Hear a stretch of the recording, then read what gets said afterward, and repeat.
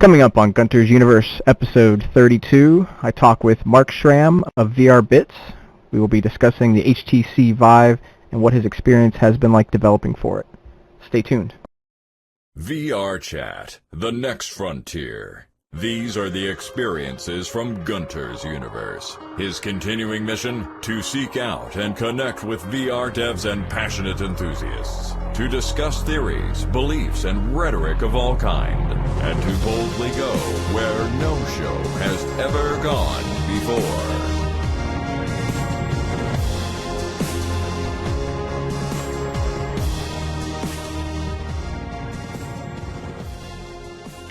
Welcome everyone to Gunters Universe. This is the one and only live talk show broadcasting from the metaverse. Join us in VR Chat every Tuesday at 10 p.m. Eastern, 7 p.m. Pacific to watch the show live in VR. You can also watch the live stream at hitbox.tv/Gunter444. Hello, Mr. Whiskers. How's it going there? As you all know, Mr. Whiskers is my co-host, and it's always great to see him. And let's meet our guest. My guest sitting across the table from me is Mark Schramm. He's a developer at VR Bits. He's currently working on a VIVE title called Gravitational Testing Facility and Observations, or GTFO for short. Mark is also known for Darkfield VR and Nighttime Terror. How are you doing, Mark? Very well, thanks. Mark's also a good friend and has been hanging out in VR Chat for since the early days and brought in some of his content, so it's always great to have a good friend around. Yeah, great to be here. So I wanted to talk about the VIVE. Kind of wanted to talk about just the VIVE in general, what your thoughts on it, and and some details on the VIVE, and then going in after that to GTFO. Your game, and then there's a few other bits afterwards. So to start things off, sure. What was the process to become a VIVE developer, the process that you had to go through with Valve to get a dev kit sent to you? Well, that was actually really hard. I mean, the process of getting a VIVE is really opaque. So I sent them lots and lots of emails, lots and lots of prototypes, and I got very little feedback on those prototypes, and then basically with some help, one day I just got a VIVE at my doorstep. So wow. It is. I know people. The process is so opaque that it's hard for me to say what actually caused it in the end. But I'm just happy to have it, and even though I wasn't in the early batch, now I'm trying to make up for the lost time. Yeah, that makes me think of like you were prototyping things with the Hydra that you had strapped to your head last time. Yep. When you were hanging here. So what was that like, prototyping and trying to do motion controls before you even had a VIVE? That was really hard. I think there's a little clip in my demo reel as well, and it's super hard with the Hydra. And so I had a contraption built with the DK2 obviously as HMD. Then I used the Kinect V2 just for tracking my position in the room and my head position in the whole room. And then I had a Hydra base station literally strapped to my head. And then using the Hydra controllers to actually interact with the world, and that was super hard. It worked, but for prototyping it was horrible, since my current game, GTFO, it requires fine movement and very precise movement, and that was just completely impossible to do with that setup. Yeah, let's take a look at your demo reel so everybody has an idea of the things that you've worked on before we continue on with questions here. Let's see if I can pull it up.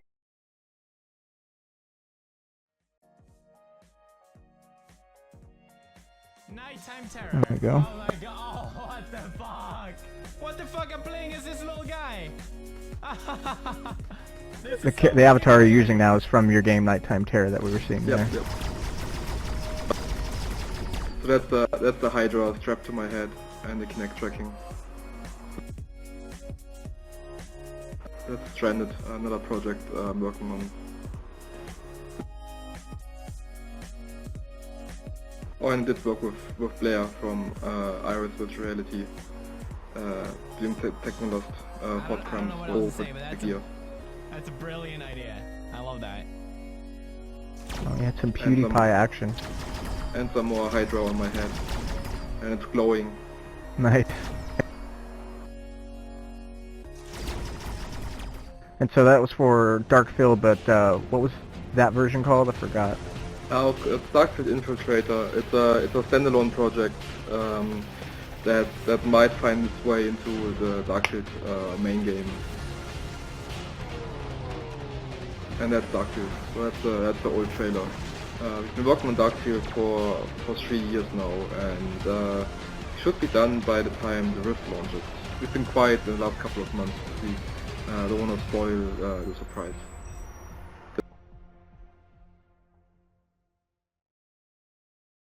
I think it's recording. Awesome. Okay, both of you go in front of the camera first. Okay. Yep. And that's what happens if you don't have positional tracking in VR. You bump heads with someone else. That's awesome. So going back to the VIVE, how long have you had your VIVE? It should be 2 or 3 months by now, I think. Maybe 2 months. That's awesome. Let's talk about like when you got it and you had to set it up. What were some challenges, or how was the setup process? You know, it looks like to be a little bit more to it than say when CV1 launches, with just like the Constellation setup. There's a little bit more with the Lighthouse system. Can you kind of give us a little bit of information and, Sure, yeah. and thoughts on that? Well, to be honest, I didn't think it was a lot more difficult than setting up a DK2, for example. Yeah, of course, you've got the Lighthouse base stations, but just as an initial test, I just put them on my desk and on a shelf on the other side of the room. I didn't mount them or anything, just put them there, and you've got like little rubber feet, and they stick very well to the surface. And that worked really well. And yeah, the current ones have a cable that connects both of them. Not to the computer though. So yeah, so I had to run 3 cables, power cables to each base station from the nearest wall socket, and then a sync cable between the 2 stations. And that's gonna go away for the consumer version, I've heard. Oh, okay. So setting them up was actually quite easy, and then setting up the HMD was straightforward. It comes with a little breakout box for power and stuff. But then into the computer, it's just HDMI and USB. So I think I set it up within, I guess, half an hour. And now I've been to a couple of trade shows, and I've brought my VIVE around to a couple of meetups, and I can get the system up and running, including putting the base stations on little tripods, in roughly 10 minutes. So if people are worried that it's too much hassle for consumers to set up in their living room, I don't think that's the case. So I'm actually right now I have them on little photo stands, like little light stands for photography, and I bought those 2 on eBay for like 2 of them for $20. That's Australian, so that's, I don't know, it's probably like $1.50 in US. Anyway, so and that they work really well, and they don't have to be mounted on the wall, but it's better if they're mounted up high and they look down. But for most people it should be fine if they have like a little shelf or like a bookshelf or anything they can put them on, which a typical living room has, and it should be fine. Alright, that sounds pretty easy, and you know, what is setting up 2 little boxes, you know, for what you get room scale VR. And if like you're saying, that sync cable can go away, that would probably be a huge deal, since then all you need to do is make sure your Lighthouse stations are next to power sockets, which everybody has, you know, all around the house. So that's cool. The power cable currently is quite short, but I'm pretty sure that the consumer version has long enough power cables so you can hide them neatly at the back of your shelf or something, and just run down a cable so you don't see it. And I heard the consumer version, the Lighthouses, are going to be a a lot smaller than the current ones.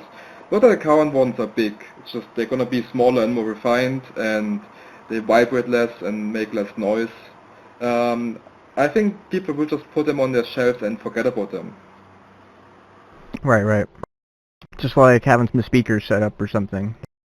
Yeah, exactly. I mean, if you have a 5.1 surround setup in your living room, I guess you find a space for your. And I think that's a lot more work to set up properly, like running cables back to your receiver and stuff, and connecting all the 5 satellite speakers and stuff, than just putting 2 base stations, putting 2 little boxes on a shelf somewhere. For those of us that don't know a lot about the technical part of Lighthouse and Chaperone, can you kind of give us an overview of what that is? Sure. I don't understand the specifics. For me, that's basically math magic. But as far as I understand it, that each lighthouse sends out 2 laser sweeps, sort of one horizontal to the device and one vertical, and then that laser hits the little photocells that are on the front of the headset and on that little crown/head thing on the controllers.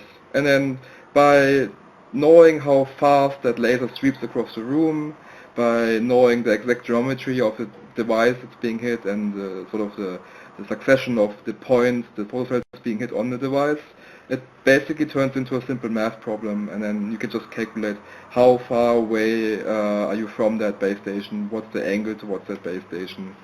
And then if you have 2 base stations, it basically just gives you occlusion resistance. So if you had, so I believe Crystal Rift was demoing at EGX in the UK, and they just had 2 lighthouses facing sort of forward, because it was a forward-facing experience, and then it basically becomes, or it basically isn't harder at setting up the Oculus Rift camera, constellation camera thing. And what is Chaperone? Oh, so there's room scale obviously has the danger of you running into your furniture and into walls and into your desk. So what Valve did, and I think that's a really good approach. The Chaperone is a grid-like thing that it's usually invisible, but it becomes opaque once you get closer to the walls, not just the headset but also the controllers. And that prevents you from walking into furniture, walking into walls. And the interesting thing is it's not tied to the application it's running. It's being composited on top of everything else. So no matter what the application does, worst case scenario, application crashes and you're in a white room, but you can still see the outlines and the borders of your play space. Oh, wow, I didn't realize that. That's great. So, I mean, basically, like the name implies, it's somebody that's there kind of making sure you don't run into the walls via a grid overlay that pops up. Yeah. When I tried the VIVE, I experienced that, and it worked rather well. Have you had any experiences with yourself where the experience that you were having overrode like the warning system, or has it always worked for you? It always worked for me. That's the great thing about it, that it's an independent system, and I don't think you can turn it completely off. In the most current Steam VR version, you can change the design of it, but I don't think there's an option just to turn it off. So it's always gonna give you that feedback of immediate danger. Quick question over here. Sure. Sure. What's up, Crispy? Hey, do you guys know if there's any kind of things worked in there to where, let's say, your small child or your dog happens to run around in the room, like happens to get in there or something like that, will it track that and keep you from running over them as well? So there's a rumor that they'll use the front-facing cameras, but I've not seen any evidence for that. That would definitely be great if you could just track moving objects. But I think that the other thing is that you're still not completely isolated in that world. Even unless you're wearing extremely good noise cancelling headphones, you can still hear things around you. So if you've got a dog walking in, and it's not the quietest dog in the world, or you don't have like I don't know, noise absorbing carpet or something, you should be able to hear it. I see that could also help from friends trying to prank you as well. Yeah, kind of depends on, like, if you're really immersed in the world and friends trying to sneak up on you. I mean, that's a problem with VR. But I hope social norm will evolve and people will stop doing that stuff. Yes, Right, thank you right. very much. I'm sure people won't, you can't really resist, I'm sure, some of it, but hopefully it won't be too big of a problem. Yeah, and so the lighthouse system itself couldn't track things in the environment. It's only tracking things that had the little trackers on them, the headset and the Yeah, so the it's controllers the other way themselves. around. The controllers track the lighthouse. The lighthouse is Oh, right. the lighthouse doesn't track anything. It just sends out the signal that's being picked up. So that's why the lighthouses don't have to be connected to a computer. So that's why they literally just need power. Gotcha. I want to take just a quick moment. I'm getting some performance issues right now. I'm just curious what everybody else's experience is in this room. Are you getting judder?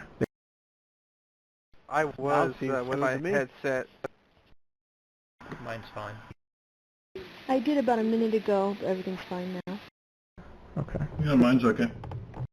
I just noticed a bunch of people joined, so thanks for coming and hanging out, and I will power through my judder. I don't mind at all.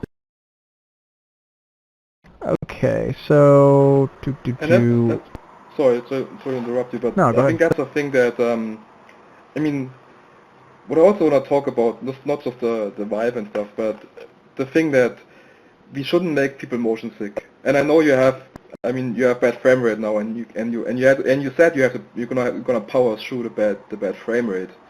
But ideally, that the hardware itself is good enough, so we don't have to make people motion sick anymore.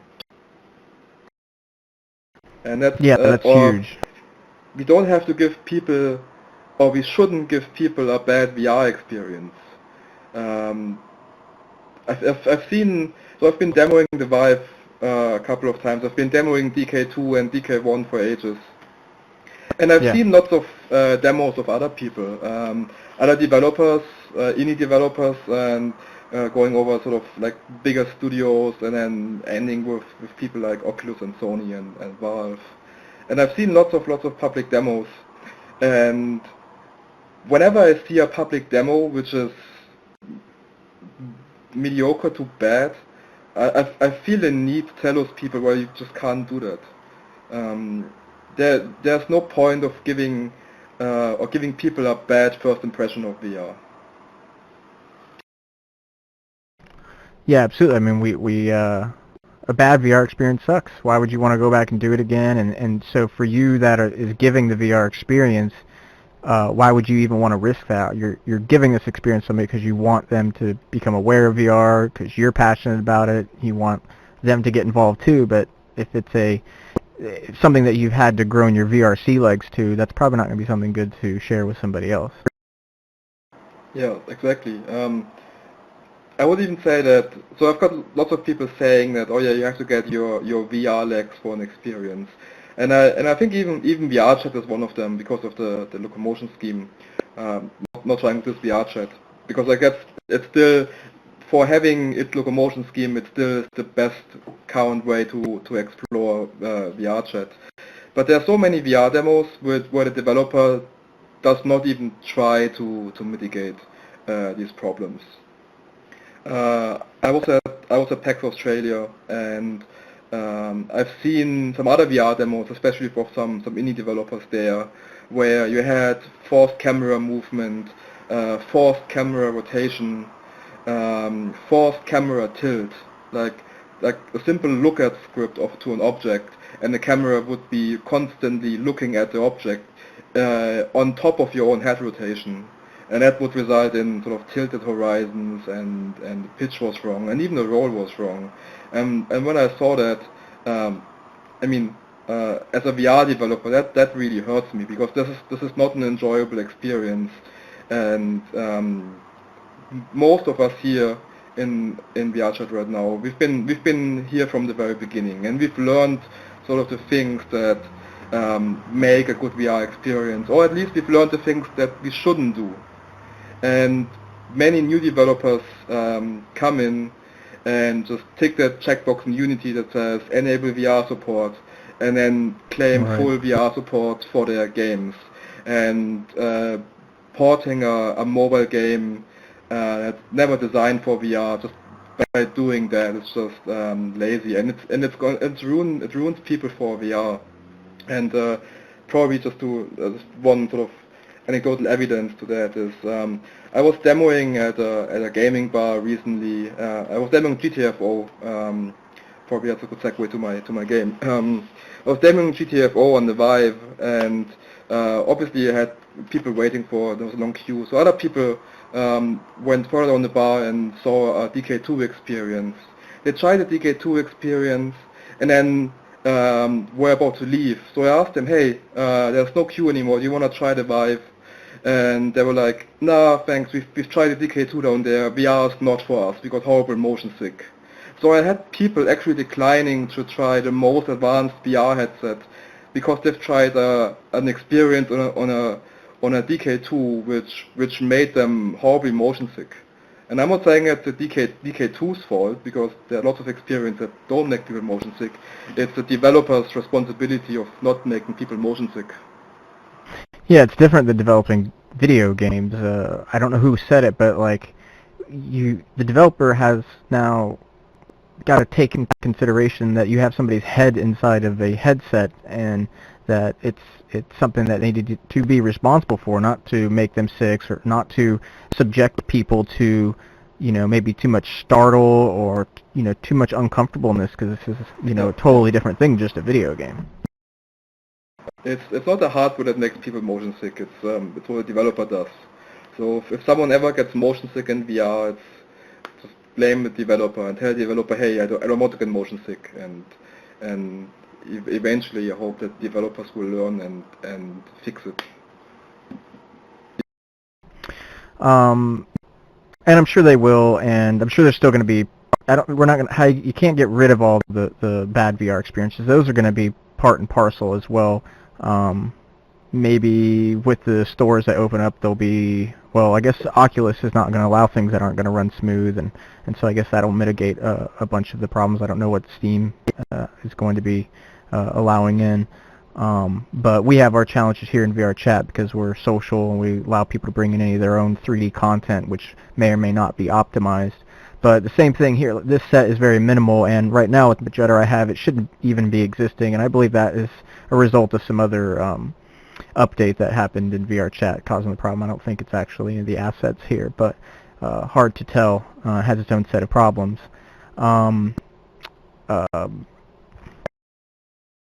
But I think it's extremely important. I mean, when you say that somebody didn't want to have a VIVE experience because they were motion sick by that's pretty saddening. And it's been a long time since I've had motion sick, but that stuff can last for hours and be extremely uncomfortable. And yeah. I imagine some people would never pick up VR again. And for those people, they didn't care or didn't know that the VIVE was a different, more advanced device than, for example, DK2. Right. And so, like, for them, they were burned for VR in general. And you could have given them the best, most expensive military VR headset for a couple of $1 million, and they wouldn't have tried it. They were just literally burned by one bad experience. Yeah. So I hope that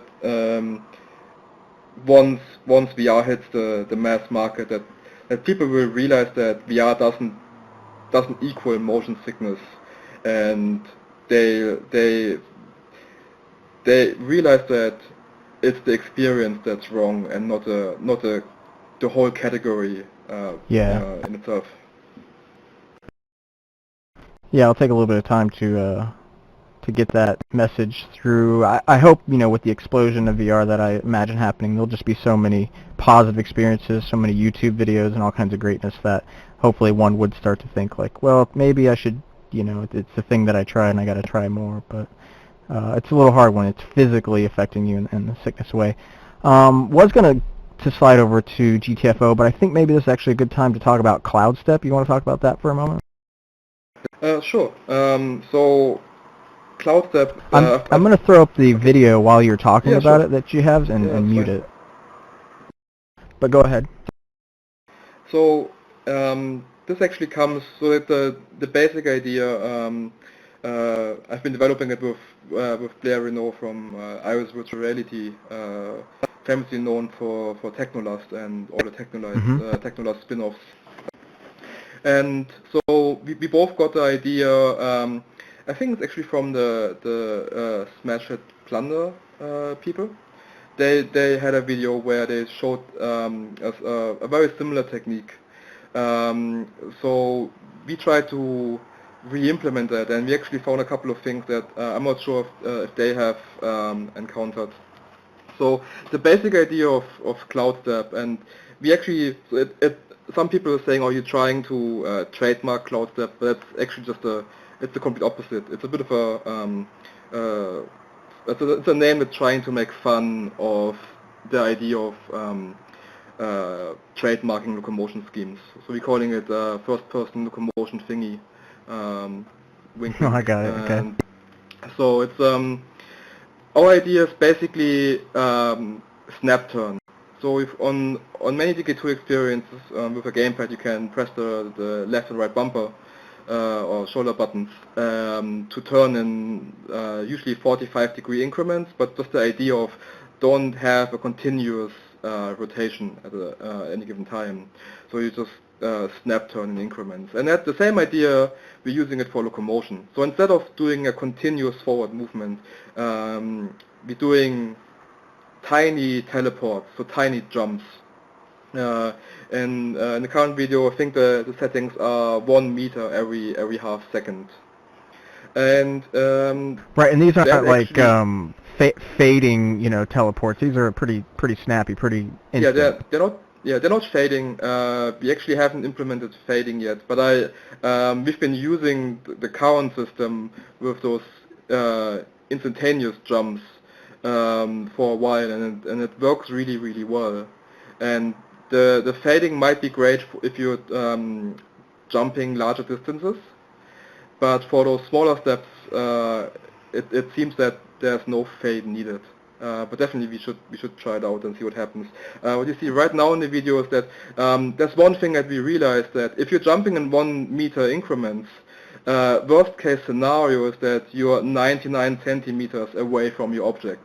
It's a shelf or a table, and you're a meter away, and you can't get any closer in the worst case scenario. So we worked hard on the cloud step script to have a couple of unique features, and one of them is being able to get as close to objects as possible. So what you see in the video right now is me getting really close to that flight of stairs, closer than jump distance. And the second thing that was important is that we were able to walk up slopes. So every other implementation I've seen, all the game levels were they were just flat. So if it's flat, it's really easy. You just jump forward. I implemented Cloud Step in a way that it works for most scenarios. So Blair was able to just import that Cloud Step script, put it on top of the Oculus prefab, and use it in basically every scene he has in the game without modifying the geometry, without modifying the scene at all. And his game it's not a flat world. It has slopes, it has Unity terrain, it has steps and everything. So that was really important to make that happen. And then the one thing that just missed in the video was also fall prevention. Obviously, in a game world, there's the danger that if you're jumping 1 meter to left or right or forward or backward, you're actually jumping down a ledge. So we're also checking if at the current position, not only if you can go there, but also if you would drop too far, if you would actually be there. So we have quite a lot of edge cases that we had to consider and we had to implement. And then also the last thing is sprinting. And we have two options for that, and that's where I kind of don't agree with Blair. For sprinting, you could either modify your jump distance or the jump interval, or both. and it kind of depends. Like I would prefer the same jump distance, but more jumps.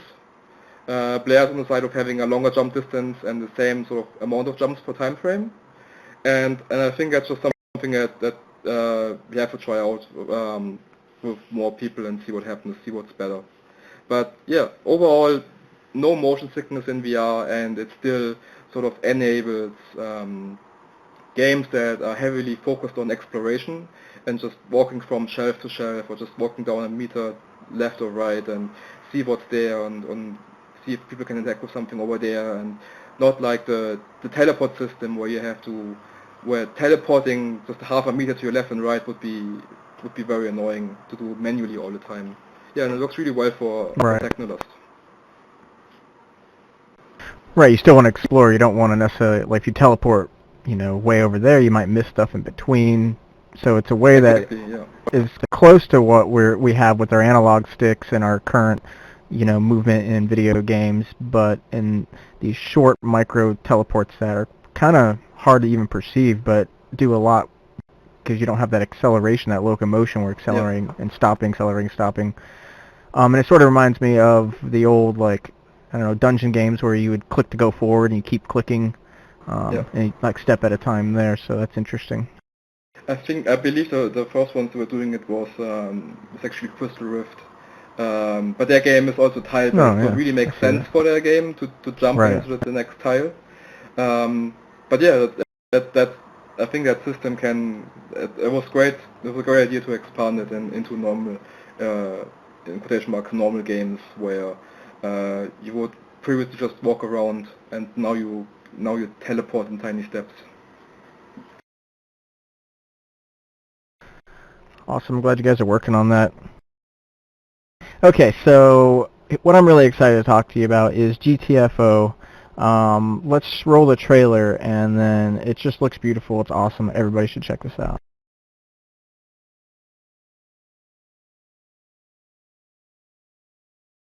Oh, I gotta get sound on here.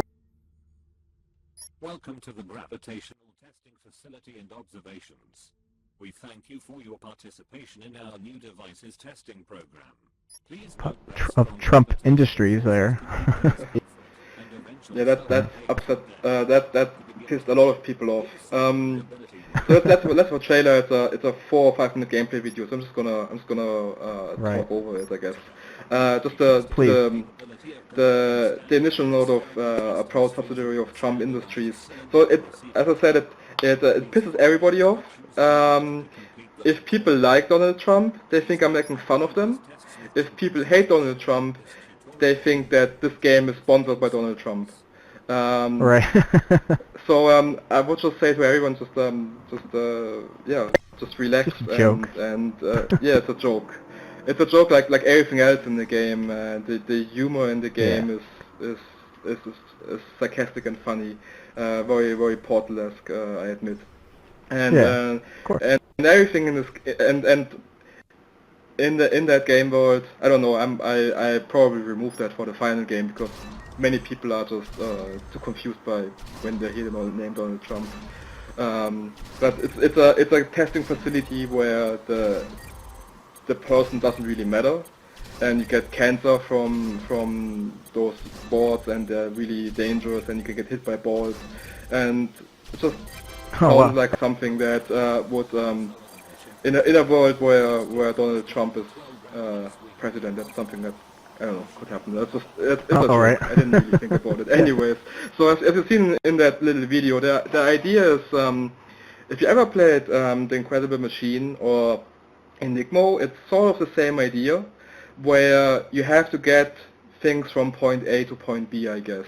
So in this game, from the top left, from that tube, you see testing spheres falling down, and you have to get them into the receiving bin on the right-hand side. So what you're actually testing is those objects you can grab from the left-hand side, and then they basically manipulate the gravity around them. So those boards, they accelerate balls into the direction the particles are flying, and that little sort of purple sphere that you're seeing at the entrance of that, next to that tube, It's like a little planet, so it bends the gravity around its planet, its core. And yeah, so you're basically trying to get all the balls into the bins, and this is an advanced level where you actually have 3 different kinds of gravity manipulating objects, and you got 2 different kinds of colors, so only the corresponding color influences those balls. So for example, that planet only affects the purple balls, and that yellow tube only affects the yellow balls, and so on. So yeah, Right, so this is a more advanced stage. Yeah, it's a VR physics puzzle game, and that's actually great for VR, and it's great for the Vive because you have to walk around just a little bit. You have to grab objects. You have to put them like very precisely in the game world, and the Vive is a great system for that. Mm-hmm. What about people and the space that they have set up?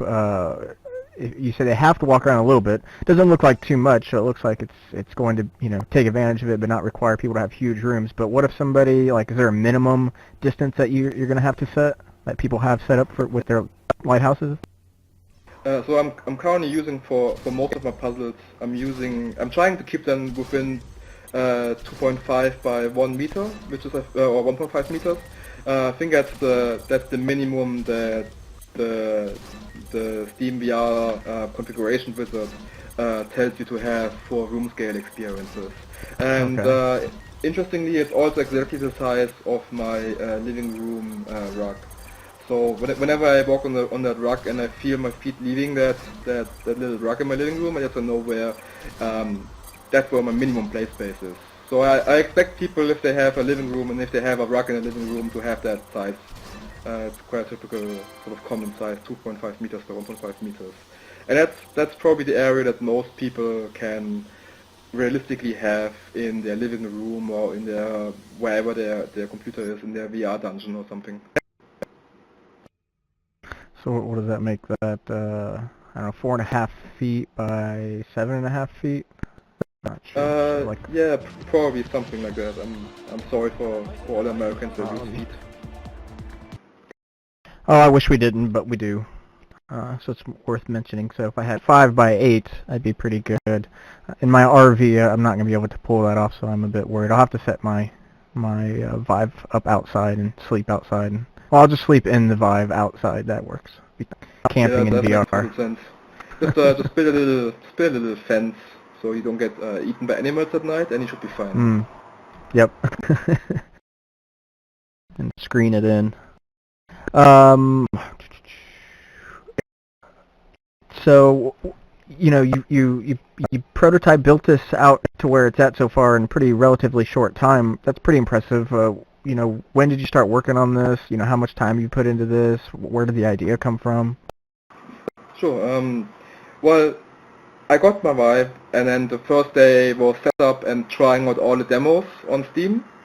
And then the next day was going back to work. So I literally worked on this game for the whole time I had my Vive kit, which is roughly 2 months, and very little sleep, and obviously no weekends. But I didn't have a weekend for the past couple of years. Yeah, so been working on this pretty much full time all the time. Doing some work on Darkfield and Nighttime Terror on the side as well. Yeah, and I hope to have it done for whenever the Vive launches. And if the Vive launches surprisingly early, then the game, I hope I can sell it as early access. Because the people who tried it already in its very early stage, as far as I can tell, they had a blast. Oh, that's great. So yeah, you plan on being there when Vive launches. Do we have any idea of a release date? I guess no, but any thoughts? No idea. No idea. Everyone can feel the excitement. Everyone can feel that it's close, but I don't know. I don't know of anyone that knows. Right, that, and we don't know how much it's going to cost. We know it's going to be very limited availability. It's not going to be quite, probably most people are probably going to get theirs closer to when the CV1 launches than in the next, a month or hopefully before the end of the year. Yeah, I guess, and I think it also makes sense. There's not too much content out there yet, and I've heard lots of games in development, but not too much content out there publicly. So people who would want to buy it, they would be the enthusiasts, and those are a small group. But I'm pretty sure that everyone who's really hoping for a Vive, they will get one. Maybe not at launch day, I don't know, because either they don't have enough or it doesn't ship into the country, maybe, I don't know. But if HTC is good at anything, one thing, it's building hardware. So they should be able to make lots of them in a short amount of time, I hope. Yeah, I was always concerned about the content. Was the content really going to be there by this time, you know? And I kind of always thought maybe they'd be pushing things back, you know. But if they're going to commit to launching, you know, at least something by the end of the year, I guess they've committed to their goal. But I feel like, you know, it was kind of a ambitious goal to set by the end of the year. I mean, it's good to have the hardware out there. The more people have it, the more developers we see, the more games we see, the more testers and buyers we have. So even if there was only a small amount of games, you only need one game that you really like to convince you to buy the hardware, and then you know that there will be more games out soon. And if someone is considering buying a Vive, I don't think they would think twice if they were able to order one. Right. I sure hope I get my hands on one. Even though I'm in this limited space, I still want my motion controls and the ability to play with it outside in a larger tracking volume. Hopefully it'll work. You can put it on the roof of the RV. Just make sure the chaperone is always working and the chaperone is configured properly. Right. Otherwise you fall off the roof. It'd be funny to stage some sort of stunt video that shows me falling off the roof. I'm sure that could go viral. You know, while I'm thinking about it, if I set this up outside, I guess if it's lasers, I don't know if it would work if it was really bright and sunny outside. I have to maybe shade the area. Yeah, probably. The infrared, so the sun is a super strong infrared light source, so it might mess up the sensors. I never had problems with sunlight interference, but I don't think it will work in direct sunlight. So you probably would want to build like a little tent around your RV. But yep. I would reckon that most people, they're not gonna try to use their VR headset outside. Probably zero. I think I'm be the only one. But it would be interesting. It would be really cool if it would work outside, and you would just put lighthouse base stations at each street lamp, and suddenly your whole world is your VR is your VR space, and then we have truly world scale VR. Right. Yep. Yeah, it's pretty cool. I can't wait to play with it. So how has Valve support been through this process? Did you get a lot of support from them? So once I got it, it was super easy to talk to them. I actually sent Valve a version of GTFO, and I actually got lots of good feedback from them. And I hope I have it on Steam soonish. But yeah, Valve is super helpful, and like I never had a problem with my Vive, but apparently if something breaks as a current developer, you just send an email and they send out a replacement immediately.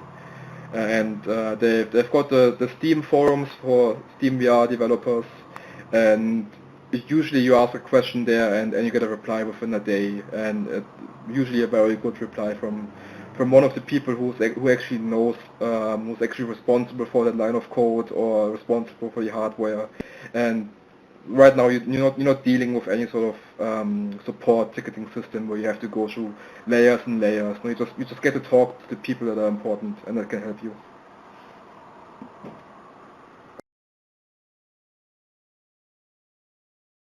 That's great.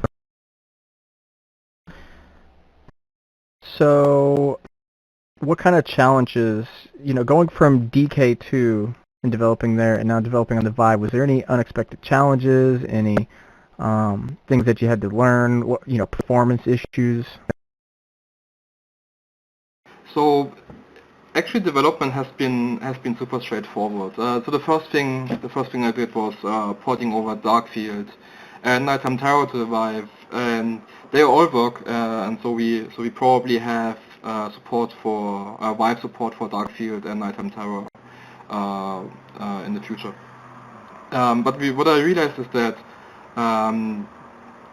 porting over an existing game is not that much fun in the VIVE. Especially Darkfield, which is pretty much a seated experience. It works, and the high frame rate is great, and the resolution is great.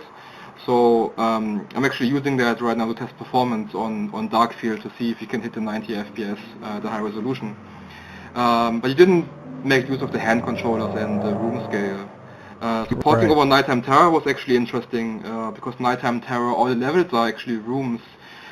So instantly the game felt like a good fit for the VIVE because you can walk around the room, you can get close to the objects, and you can look at them very closely. And Nighttime Terror was also great because it was initially developed for Gear VR, so performance is brilliant on desktop. So hitting 90 FPS at a high resolution with 8 times anti-aliasing and screen space, ambient occlusion and bloom and all the image effects that you want, it's just there, and it looks superb. So it was actually really great porting that. And but yeah, designing a game for the VIVE was different because suddenly you got so many more options, which made it super easy to make an interesting game. So actually, the initial idea for Darkfield, for GTFO, I was just going over some prototypes I had, and I was talking with Daniel, the other guy working on Darkfield, Daniel Potts, who's in Germany right now, and just thinking, so what interesting games are there that we could do for the VIVE? And we wanted something that's like a physics game where you have to do some cool stuff with physics because everyone loves that. And so we basically had the idea of how would translate Where's My Water, that mobile game, into VR. And at the time we didn't even think about Incredible Machines. So we were thinking that you just get things from A to B, and then we had physics, and I was like, yeah, okay, but what if the physics were different? And then suddenly we had the idea, what if you have like objects that you can put in the path of something, and then it manipulates those objects? And so we came up with lots of crazy ideas, and 3 of those ideas are implemented in the current version of GTFO, the one that can be seen in the video. But we got like so many more ideas of sort of modifying things that modifies the gravity for specific balls and sort of crazy switches and crazy puzzles. The main problem was actually when we tried to port that game experience back to something that would work on Oculus Touch and on PlayStation VR. I don't have an Oculus Touch, but as far according as I to know, 180-degree experience. Yeah, so that's exactly the problem. According to Oculus, the 2 cameras, or the second camera for touch, has to be also put on your desk.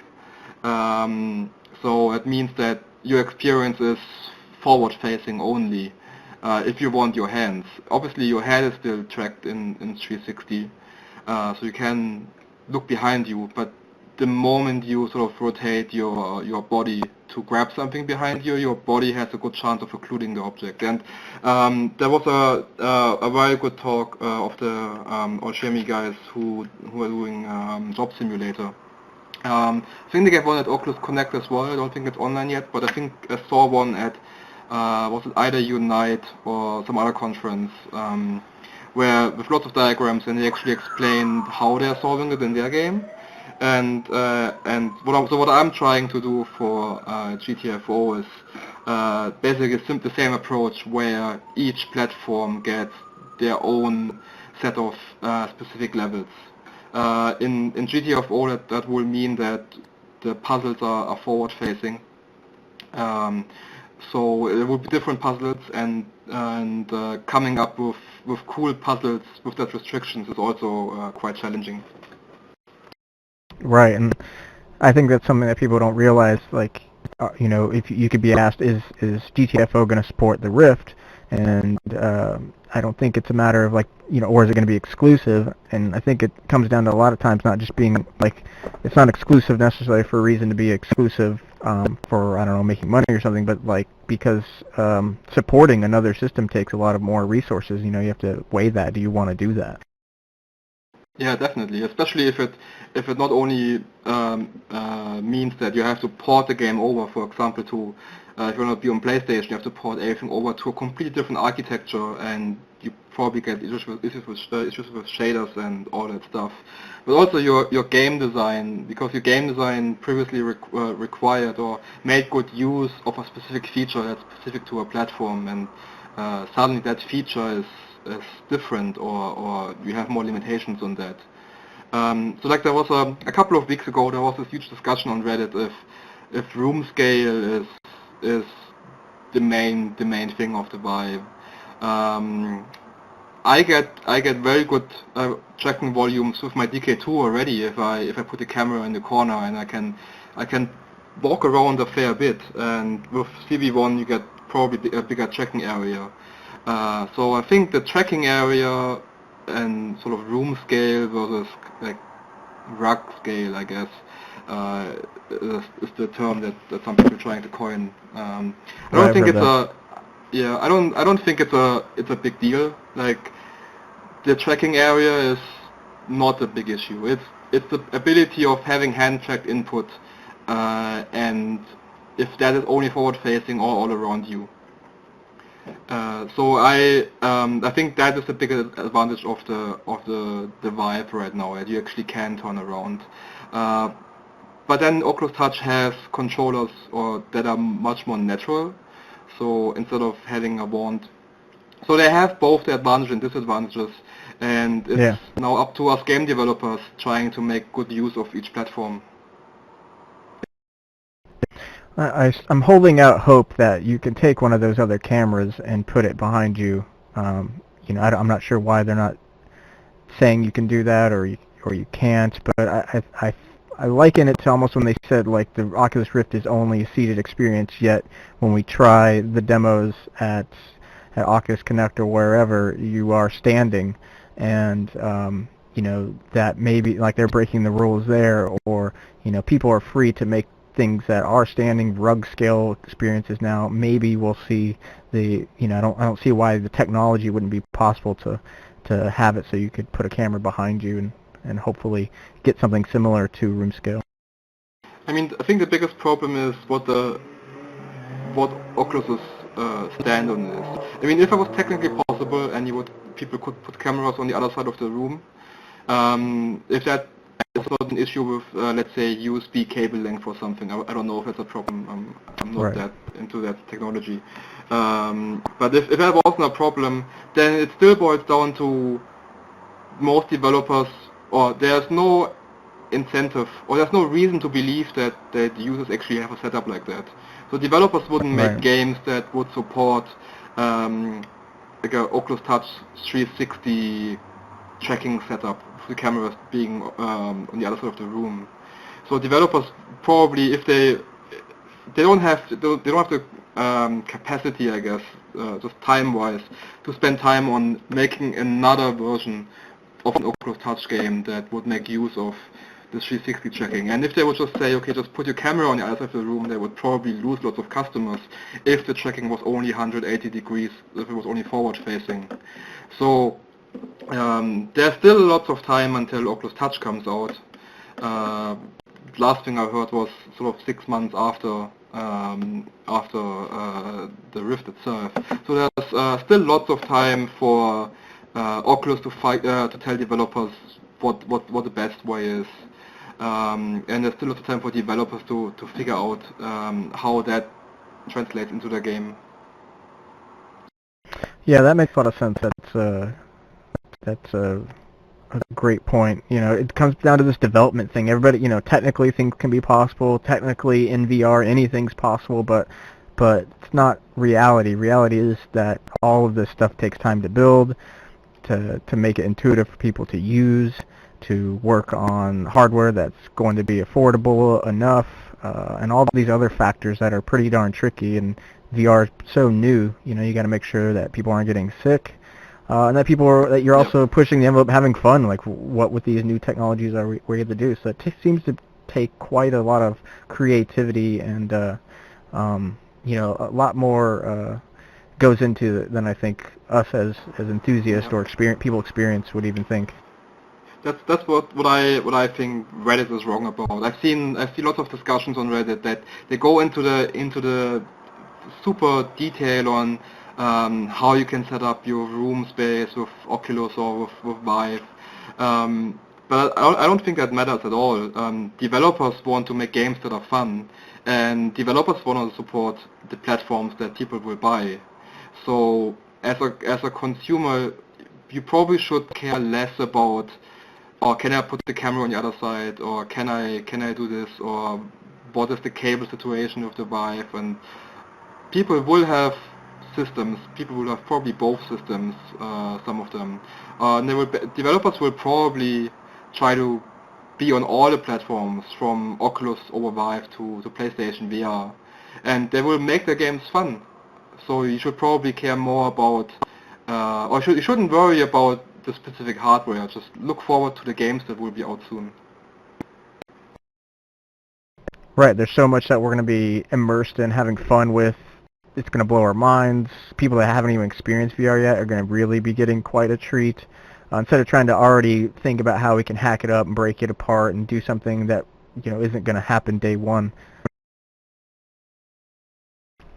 Exactly, yeah. At some point, we got to be happy, not just want more. It takes time. Yeah, I think it's the Reddit circle jerk that always happens when someone posts a Vive thing or Oculus thing, like a Constellation versus Lighthouse discussion, or any A versus B discussion on Reddit. It's always that you should focus on the thing that's important, and that's making great virtual reality applications and games. And the hardware is good enough. I mean, lots of people had fun with the DK1, and the DK1 was a comparable to what we have now, is ancient history, and people had fun back then, and people will have lots of fun with the new hardware as well. So speaking of fun with the Vive and fun game experiences, there are demos on Steam right now that you've been able to try. Are any of these things that you can actually talk about, or is it still behind closed doors?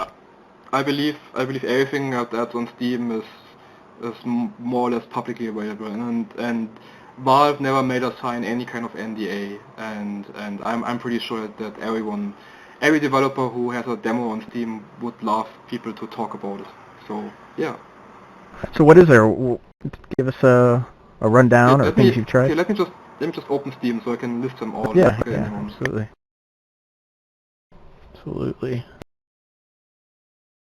So obviously, so the list is alphabetical. So it starts with the Aperture Robot Repair, which is the portal themed thing that probably most have seen a video of, which is sort of a great, neat little demo that shows like the interaction and has that typical portal humor, and it's a great. Yeah, I got to try that. Great demo. Yeah, it's really fun. Cool. It's super scripted, but it's great to. People love Portal, people love VR, and that's a 5-minute experience in a Portal universe, and it's great. And GLaDOS is huge. Yeah, GLaDOS is much bigger than I thought she was. Yeah. So the next one is Chunks, which is the sort of the Minecraft style world builder, and I think it was called, what was it called before? Had a different name before. Vivecraft. Oh, Vivecraft, yeah. I don't think it ever was the official name, but anyways, that's great. It's fun, and I actually haven't tried the roller coaster feature, but apparently you can build a roller coaster and then ride it. And I believe it's the only roller coaster on Vive right now. But then again, the roller coaster is probably not the best thing to show off the Vive. Yeah, that'd be kind of weird, standing up, walking around, but you're in a roller coaster. Yeah. I mean, sit down is what you'd want to do. Yep. The next thing I have here is Fantastic Contraption. It's a game where you build a contraption that sort of delivers a ball into a target area, and it's a very neat little demo, and it's very cute, and the art style is great, and the physics puzzles, they start off very easy, but then they become quite challenging in the end. And actually, I don't think I finished the game. I couldn't figure out what the last level was, like how to solve that.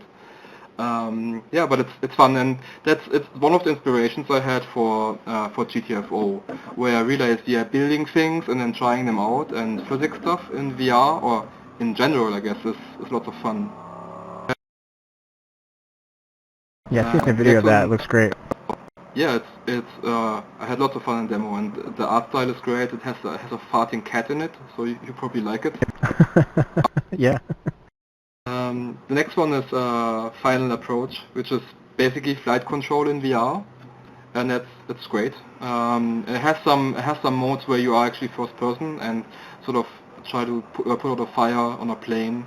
But yeah, it makes good use of the VIVE controller, where you actually have to draw sort of a flight path for the plane, but in 3D instead of 2D.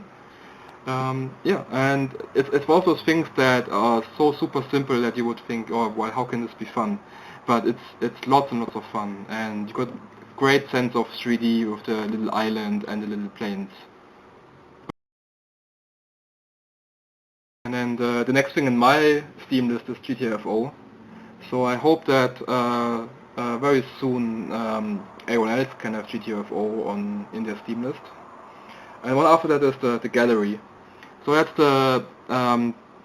I think the initial gallery demo that has been showed I think at GDC beginning of this year for the first time. So that's not like the Star Seed? Is that what the latest thing is? I don't think that it might be like the demo for this one, but it's not. It's definitely not the environments that we've seen in the recent videos. Right. But it's the only problem I have with that demo is it's been very much designed for the size of the GDC VIVE demo room, which is the maximum, I think 12 foot by 12 foot. Is it? Never mind, my living room is smaller than that. So Right. it's very hard for me to interact with objects, because the inside of the room that you're in there's nothing, very little in the middle, and all of it is sort of at the walls, and most walls I can't reach. So I was a bit bummed that my living room is too small. And then Yeah, that'd be frustrating. You're trying as hard as you can, and you just can't reach it. I think, I'm not sure, I haven't tried it in that demo, but I realized in the Portal demo you can just touch the touchpad, and it sort of projects out your controller a meter forward or something. So you can control the position of your controller relative to you. So that, even the Portal room was a bit too big for my living room, so but they have that option in. I'm not sure if the gallery has it as well. And the next one is Job Simulator, which is growing on me. The first time I played it, I didn't like the concept. But this is the making soup one in the kitchen. Yeah, but I really like it now. Why is that? I don't know. It's in the beginning. I only gave it a quick try, and I didn't find all the interactive things in the world. I was just following the instructions, and that wasn't too much fun. But then I realized the second time I played it that the whole world can be interacted with. Like there are things around that do not matter to your objective in the game. You can bang against pots and you make sounds, and you can throw things around, and you can try cutting a carrot and then your knife breaks. All those tiny little things that they're just sort of like icing on the top. But that made all the difference for me. I suddenly felt like, yeah, this is a real world, and I can do anything I want. But at the same time, then there are things that you can't do, and then you're a bit sad again.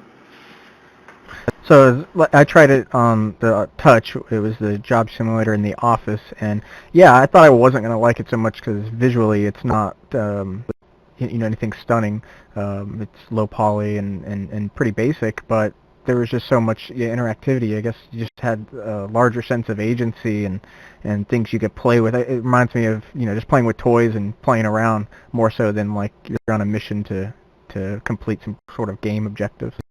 Yeah, I definitely like playing around more than doing the actual objective. So and seeing the videos of the new office level, and there are so many things that you can do, and I don't believe that are at all related to your actual objective in the game. So I think that's one thing that's great in VR. You can just explore things and play around and experience things, sort of on your own time and your own pacing.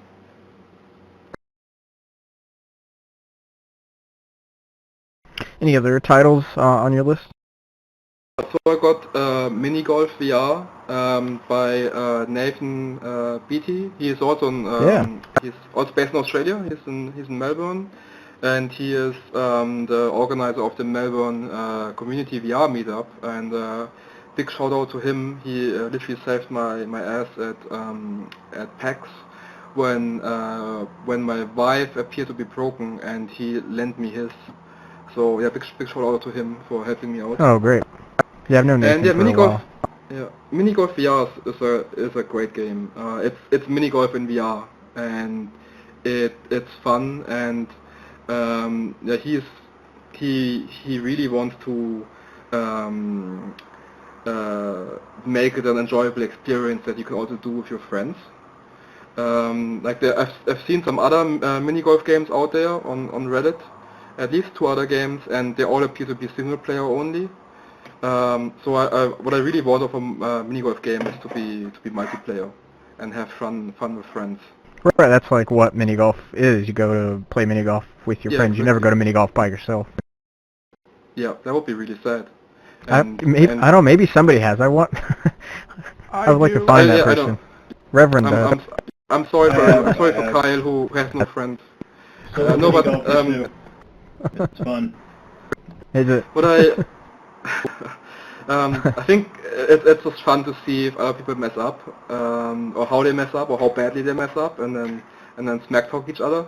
And then realize you mess up just as bad.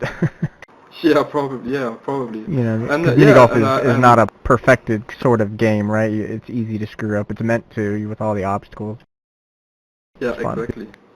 I actually got to try that myself. With the Hydra, actually, before he got his Vive, he built out the prototype, and I played that on my Sunday stream, which I'm doing off and on right now. And it worked. It was fun. It even worked with the Hydra. I was having a good time. Oh, very cool. Even with the early stuff, I could tell, like, you should definitely rock on that because it's going to be fun.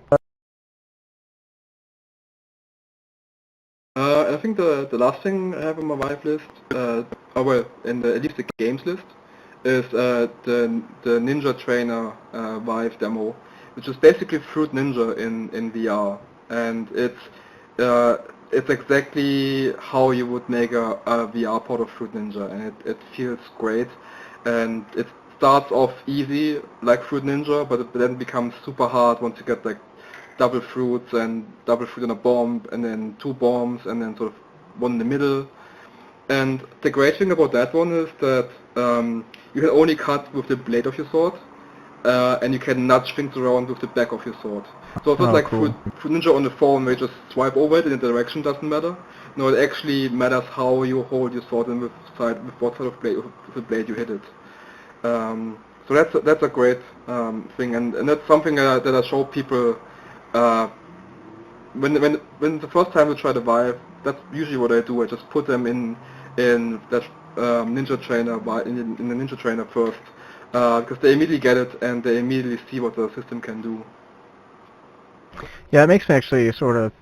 I mean, it's a great first experience. I think there's going to be a lot of people out there that don't understand VR, that's never tried it, because the only way you can really quite understand it is by trying it. They might think that it's a gimmick, like these are Wiimotes again, and they might not realize these motion controls are super accurate. They're to that place that we want them to be. They're tracking for real our hands, or where our hands would be. And so being able to get precise like that, not like just swiping in a direction, I think is what's going to blow people's minds. I think that's the main thing, that people don't realize that how accurate those controllers are. And I have given lots of VIVE demos, and it always makes me happy when you hand people a controller, because they will be standing there, they will be waiting for you to strap all the stuff on, put the headphones on, all the stuff. But then you would just hand them the controller, and they would just see the controller floating in front of them.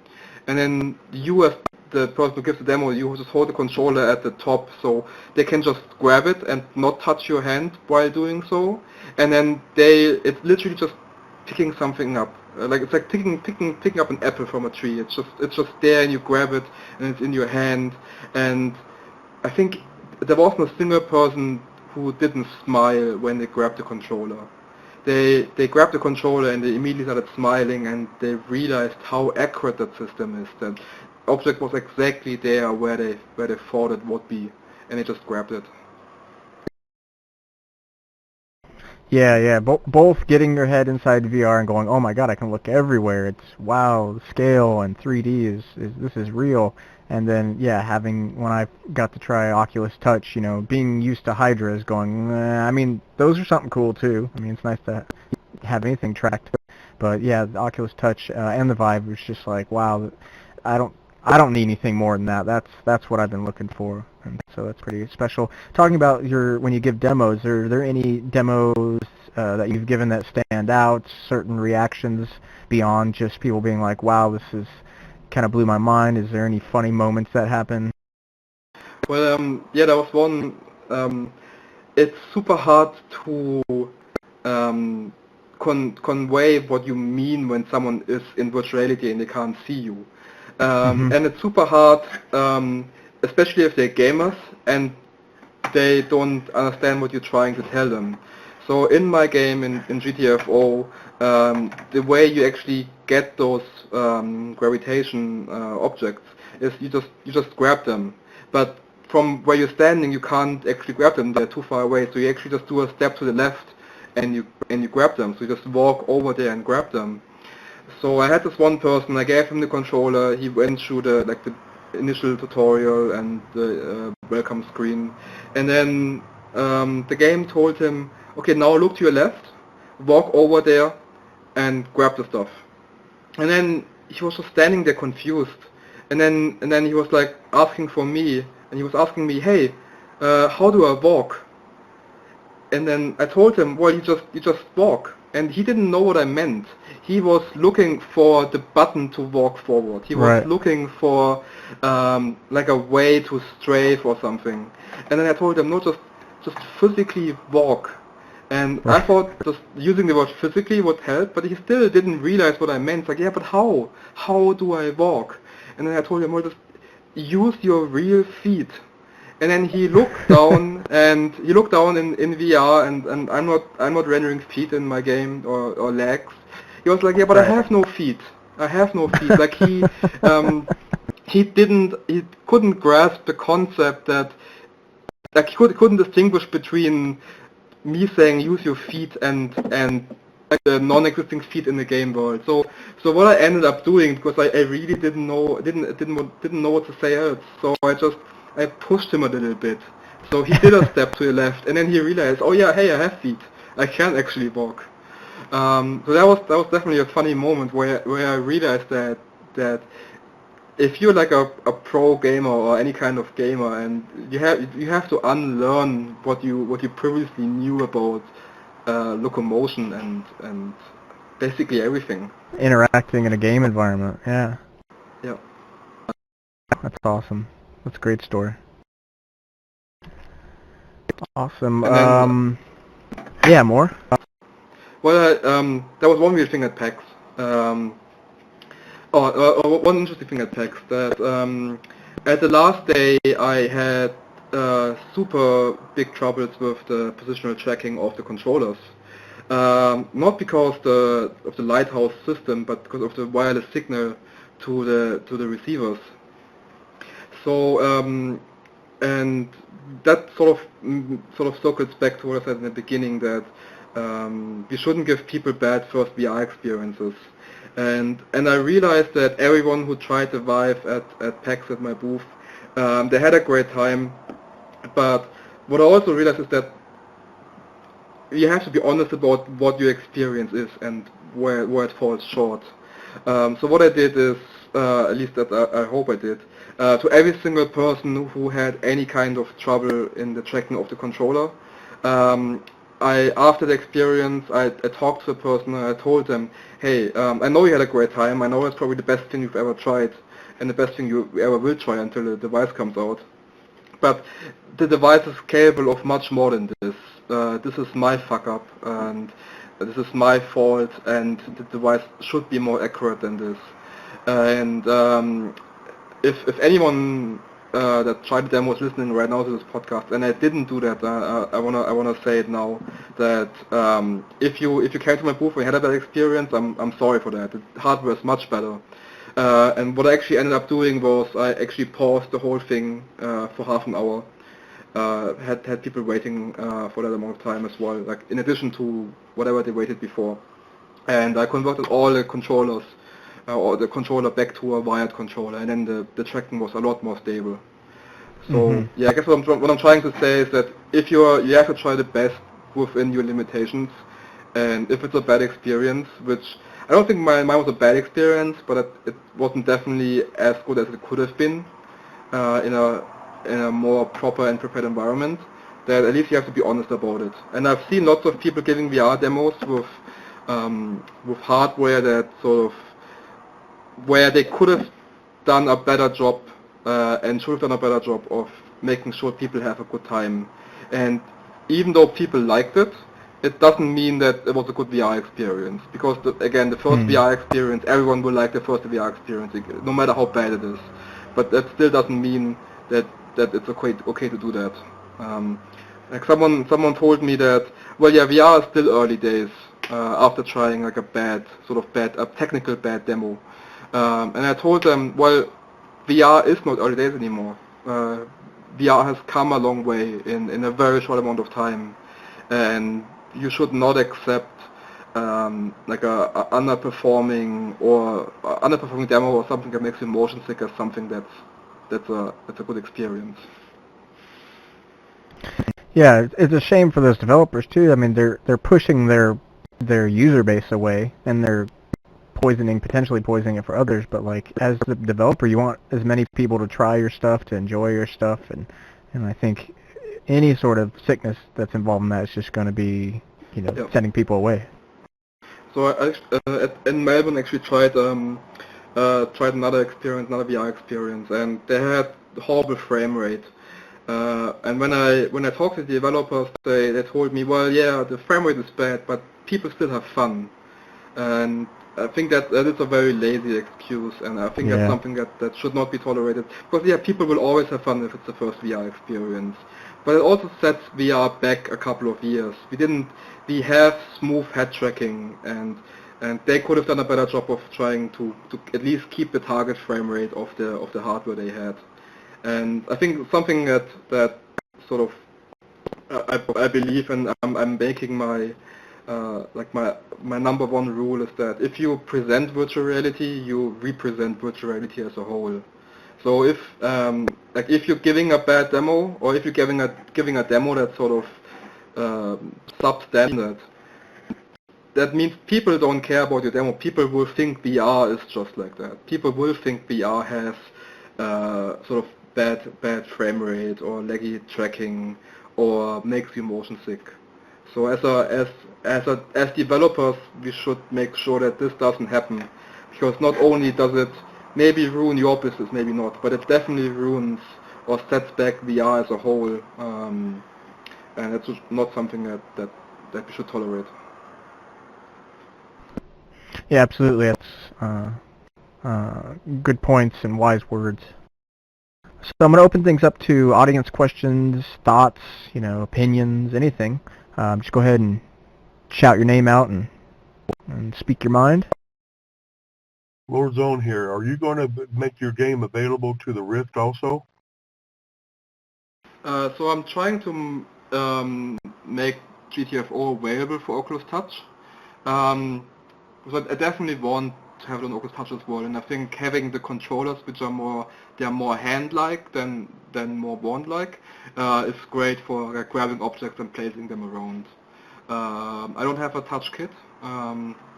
Oculus, if you're hearing this, send me a touch kit, and I'll make a great port of GTFO. Awesome. Other thoughts, comments, questions, VIVE related, GTFO related? Mark, if people have issues with GTFO, are they able to email their complaints anywhere?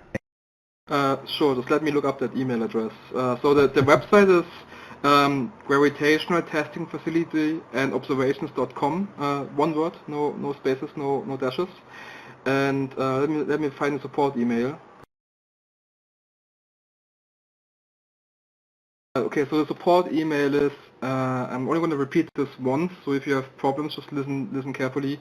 It's applications and other assorted email that will never get read by our admins at Gravitational Testing Facility and Observations.com. So, yeah, good luck sending us an email. That's awesome.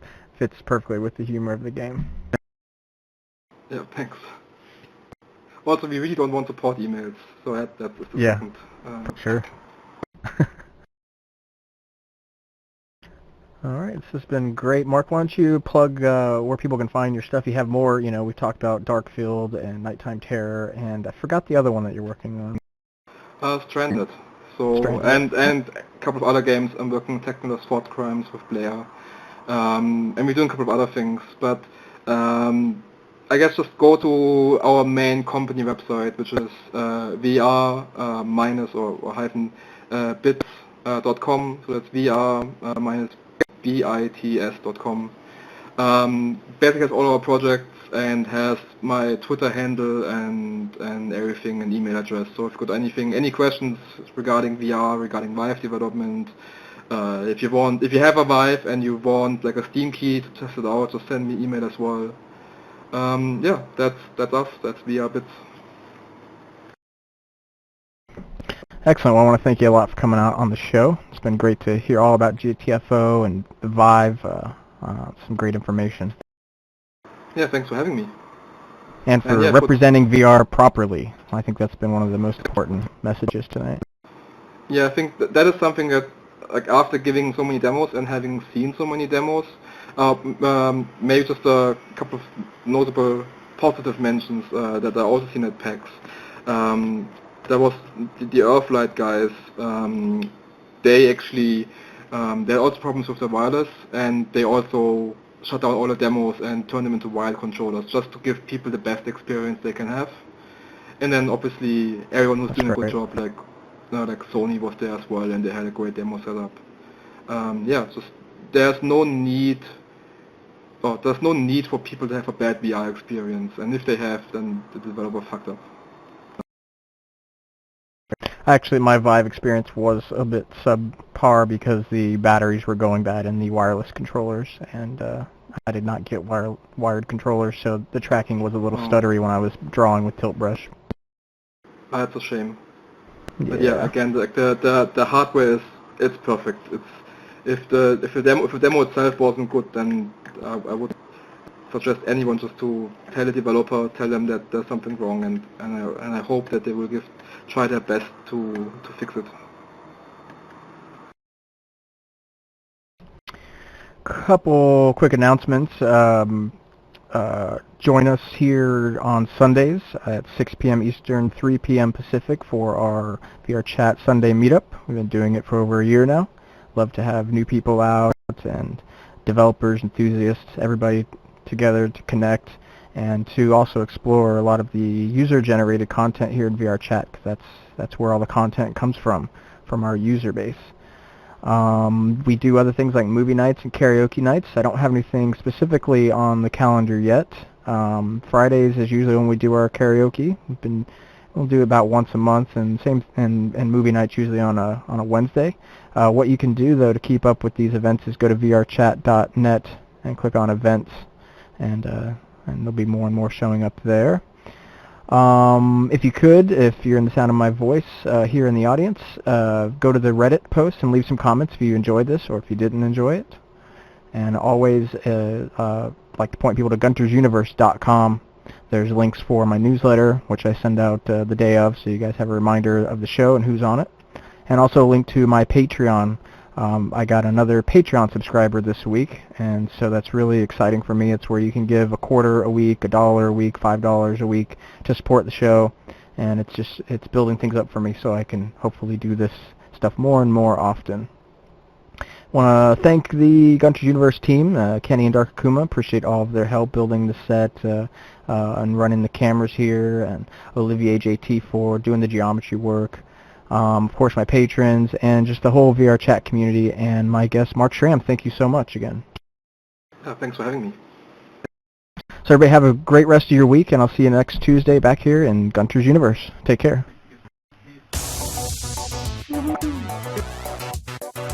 Alright. Oh yeah, I got this little trick now.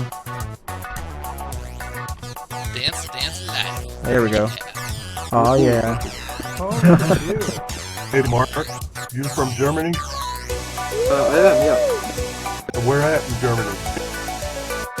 So I was living in Dresden for a long time, but now I'm actually I'm in Australia. You're in Australia now? Yep.